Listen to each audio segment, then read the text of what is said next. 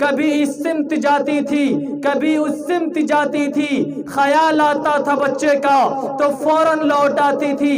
حضرت ہاجرہ ٹیلے پہ کھڑی ہو کے بچے کو دیکھتی ہے، پھر ٹیلے کے پاس آتی ہے، نیچے دیکھتی ہے، بچہ نظر سے اوجھل ہو جاتا ہے، پھر دوڑتے ہوئے بچے کے پاس جاتی ہے، اے ہاجرہ تیری محبت کو سلام پیش کرتا ہوں، تیری کردار کو مبارکبادی دیتا ہوں، تیری الفت کو خوش آمدید کہتا ہوں۔ اچانک دیکھتی ہے کہ بچہ زمین کو رگڑ رہا ہے اور اللہ نے پانی کا چشمہ جاری کر دیا۔ اس لیے کسی مفکر نے کہا جب ماں تڑپتی ہے تو اللہ پانی کا چشمہ جاری کر دیتا ہے۔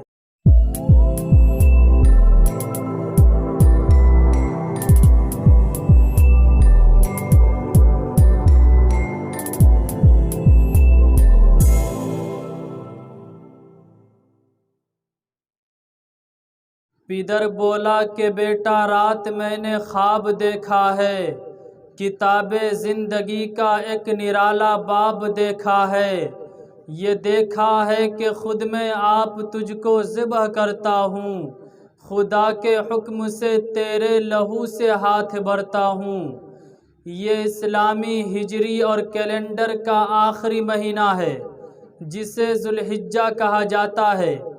حدیث شریف میں ان 10 دنوں کی خاص فضیلت آئی ہے۔ دوسرے 10 دنوں کے مقابلے میں ان 10 دنوں میں بندے کا ہر نیک عمل اللہ کو زیادہ پسند ہوتا ہے، جس طرح ہفتے کے 7 دنوں میں جمعہ کو اور سال کے 12 مہینوں میں سے رمضان کو اور رمضان کے 3 عشروں میں سے عشرہ اخیر یعنی رمضان کے آخری 10 دنوں کو خاص فضیلت حاصل ہے۔ اسی طریقے سے ذی الحجہ کے شروع والے 10 دنوں کو بھی فضل و رحمت کا خاص عشرہ قرار دیا گیا ہے، کیونکہ ان دنوں میں حضرت ابراہیم و اسماعیل علیہم السلام کی قربانی کی یاد کو تازہ کیا جاتا ہے۔ آپ کو پتہ ہونا چاہیے کہ اللہ رب العزت نے حضرت ابراہیم علیہ السلام سے 4 بڑے بڑے امتحانات لیے اور ہر ایگزام میں 100 نمبرات سے کامیاب ہوئے۔ حضرت ابراہیم علیہ السلام کی شادی حضرت سارہ سے ہوئی، داڑھی سفید ہو گئی، ایک بھی اولاد نہیں ہوئی۔ اب ایک خطرہ منڈلا رہا ہے کہ مشن کا جانشین کون بنے گا۔ حضرت ابراہیم علیہ السلام کی پہلی بیوی حضرت سارہ نے کہا کہ ابراہیم اب تک ہم اولاد سے محروم ہیں، آپ ایسا کریں، ایک نیک خاتون عورت ہے جن کے اندر نبی کی بیوی بننے کی صلاحیت پائی جاتی ہے، جن کا نام ہاجرہ ہے، آپ ان سے نکاح کر لیں۔ حضرت ابراہیم علیہ السلام نے ان کو نکاح میں لے لیا۔ حضرت ابراہیم علیہ السلام کے سر کے بال جس وقت سفید ہونے لگے، حضرت ابراہیم دعا کرتے تھے رب ہب لی من الصالحین، اے اللہ مجھے نیک صالح بیٹا عطا فرما۔ اب دیکھیں حضرت ابراہیم علیہ السلام کو اللہ رب العزت نے بڑھاپے کی عمر میں ایک پیارا بیٹا عطا کیا جن کا نام اسماعیل رکھا، اس لیے کہ مشن کا جانشین بننا تھا۔ لیکن قدرت کی جانب سے وحی بھیجی گئی کہ ابراہیم ہاجرہ کو بچے کے ساتھ وادی غیر ذی زرع میں چھوڑا۔ اب دیکھیں امتحان در امتحان، اولاد نہیں تھی تب امتحان ہو گئی، تب امتحان بڑھاپے کی عمر میں زار و قطار رونے کے بعد اللہ نے ایک پیارا بیٹا عطا کیا۔ لیکن آپ ذرا سوچیں حضرت ابراہیم کو اس بیٹے سے کتنا پیار ہوگا، اس بیٹے سے کتنی الفت ہوگی، اس بیٹے سے کتنی محبت ہوگی، اس بیٹے سے کتنا دلی لگاؤ ہوگا۔ لیکن جیسے ہی قدرت کی جانب سے فرمان جاری ہوتا ہے، حضرت ابراہیم علیہ السلام فرماتے ہیں کہ ہاجرہ بچے کو لے کر میرے ساتھ چلو اور قربان جائیے۔ وہ کتنی مقبول بیوی تھی، یہ بھی نہیں پوچھی کہاں جانا ہے، کیوں جانا ہے، کس لیے جانا ہے، کس بنا پر جانا ہے؟ لبیک اللہم لبیک کہتے ہوئے، لا شریک لک لبیک کہتے ہوئے نکل پڑی۔ چلتے رہے اور وہاں پہنچے جس کو قرآن نے وادی غیر ذی زرع کہا۔ وہ وادی غیر ذی زرع جو چٹیل میدان، جہاں چھوٹے چھوٹے ریت کے ٹیلے، جہاں پتھروں کے ٹیلے ہیں۔ حضرت ابراہیم علیہ السلام بیوی کے ہاتھ میں کھجور کی تھیلی دیتے ہیں، اس کے بعد واپس پلٹ جاتے ہیں۔ بیوی پوچھتی ہے، ابراہیم اکیلے چھوڑ کے کہاں جا رہے ہو؟ کس کے بھروسے جا رہے ہو؟ حضرت ابراہیم علیہ السلام کوئی جواب نہیں دیتے۔ بالآخر بیوی نے پوچھ لیا، ابراہیم یہ آپ کی مرضی ہے یا اللہ کا حکم ہے؟ حضرت ابراہیم نے تڑپ کر کہا کہ ہاں یہ اللہ کا حکم ہے۔ تو بیوی نے بھی کہا، اگر اللہ کا حکم ہے تو اب بالکل آپ جا سکتے ہیں۔ جس اللہ نے حکم دیا ہے وہ اللہ میری حفاظت بھی خود کرے گا۔ ابراہیم علیہ السلام اب تھوڑے دور جاتے ہیں، اچانک بیوی اور بچہ یاد آ جاتا ہے۔ ہاتھ اٹھا کر کہتے ہیں، میرے مولا اس زمین کو تو ایسے جوق در جوق آباد کر دے جیسے شام کے وقت پرندہ اپنے گھونسلوں کی طرف آتے ہیں، اور دعا کی کہ مولا یہاں پر ہر موسم کے پھل عطا فرما۔ آج بھی کوئی مکہ جائے تو دیکھے گا، چاہے موسم کوئی بھی ہو، ہر موسم کا پھل وہاں ملتا ہے۔ اور ایک جگہ کھڑا ہو جائیں تو آج سے 1400 سال پہلے کا واقعہ نہیں بلکہ آج سے 4000 سال پہلے بھی اس چیز کو اگر آپ دیکھیں گے تو حضرت ابراہیم کا جلوہ آج بھی آپ کو دکھائی دے گا کہ لوگ قافلہ در قافلہ، لوگ اس طریقے سے جوق در جوق آتے ہیں جیسے پرندہ اپنے گھونسلوں کی طرف جاتا ہے۔ اب دیکھیں حضرت ہاجرہ کے پاس سے کھجور ختم ہو گیا، پانی بھی ختم ہو گیا، دودھ بھی خشک ہو گئے۔ بچے کو زمین پر لٹا کر صفا مروہ پر دوڑ لگاتی ہے۔ صفا مروہ پہاڑی پر تلاش آب میں دوڑی، بلندے پست پر فکرے شے نایاب میں دوڑی۔ کبھی اس سمت جاتی تھی، کبھی اس سمت جاتی تھی، خیال آتا تھا بچے کا تو فوراً لوٹ آتی تھی۔ حضرت ہاجرہ ٹیلے پہ کھڑی ہو کے بچے کو دیکھتی ہے، اس کے بعد پانی کو دیکھتی ہے، نیچے نظر دوڑاتی ہے، پانی کے لیے نیچے جاتی ہے۔ اچانک بچہ نظر سے اوجھل ہو جاتا ہے، پھر دوڑتے ہوئے بچے کے پاس جاتی ہے، پھر ٹیلے کے پاس آتی ہے، نیچے دیکھتی ہے، بچہ نظر سے اوجھل ہو جاتا ہے، پھر دوڑتے ہوئے بچے کے پاس جاتی ہے۔ اے ہاجرہ تیری محبت کو سلام پیش کرتا ہوں، تیری کردار کو مبارکبادی دیتا ہوں، تیری الفت کو خوش آمدید کہتا ہوں۔ اچانک دیکھتی ہے کہ بچہ زمین کو رگڑ رہا ہے اور اللہ نے پانی کا چشمہ جاری کر دیا۔ اس لیے کسی مفکر نے کہا جب ماں تڑپتی ہے تو اللہ پانی کا چشمہ جاری کر دیتا ہے۔ اب بچہ تھوڑا بڑا ہوتا ہے، خواب میں باپ کو دکھلایا گیا کہ ابراہیم اپنے بیٹے کو میری راہ میں قربان کر دے۔ آپ ذرا سوچیں، 96 سال کی عمر کا بوڑھا باپ، 6 سال کا بچہ، اور حکم دیا جا رہا ہے کہ ابراہیم بچے کو میری راہ میں قربان کر دو۔ کسی دشمن کے گلے پہ چھری چلانا تو آسان ہے کہ جب انسان وحشی بن جاتا ہے، جانور بن جاتا ہے، سانپ اور بچھو بن جاتا ہے تو اس سے ڈسنے میں کوئی عار محسوس نہیں ہوتی، لیکن یہاں تو ماجرا ہی الگ ہے۔ 96 سال کی عمر کا بوڑھا باپ اور 6 سال کا بچہ، حکم دیا جا رہا ہے کہ ابراہیم اپنے بیٹے کی گردن پہ چھری چلا دے، میں دیکھنا چاہتا ہوں تو میرا ہے یا اسماعیل کا ہے، تیرے دل میں میں ہوں یا اسماعیل ہے۔ حضرت ابراہیم نے کہا، ربا ایک بیٹا کیا، اگر تو 1000 اسماعیل عطا کرے ان سب کو بھی تیری محبت میں قربان کر دوں گا۔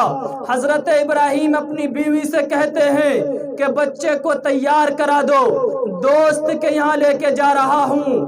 آج پہلی دفعہ بیٹا باپ کی انگلی پکڑتا ہوا اچھلتا کودتا جا رہا ہے کہ ابا مجھے دوست کے یہاں لے کے جا رہے ہیں۔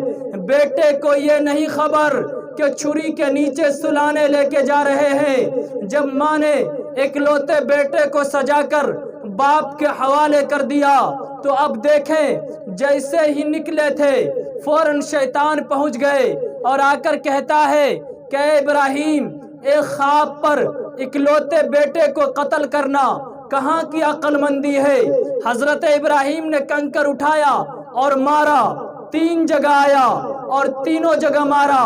آج بھی حاجی جب مینا جاتے ہیں تو اس جگہ پہ کنکر مار کر حضرت ابراہیم کی سنت کو ادا کرتے ہیں۔